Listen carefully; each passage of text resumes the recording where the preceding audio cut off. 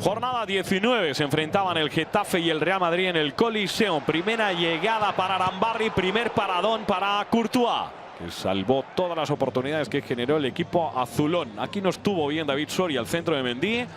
La salida del portero del Getafe, gol en propia. Le hizo muchísimo daño este tanto al equipo de Josep Bordalás, porque el Getafe estaba generando peligro. Courtois estaba haciendo auténticos paradones. Aquí no estaba acertado en la salida David Soria. No llegó finalmente Gené.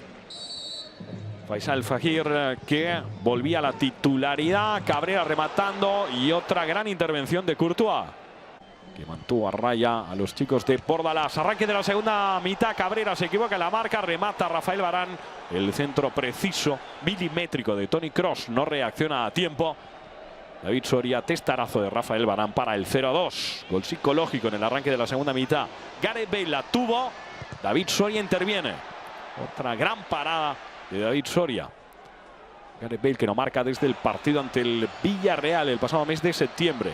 Contragolpe de libro. Fede Valverde asiste a Luka Modric para el 0-3 final. La sonrisa del jugador croata, que lograba su tercer gol en la Liga Santander con asistencia de Fede Valverde. Al final, Getafe 0, Real Madrid 3.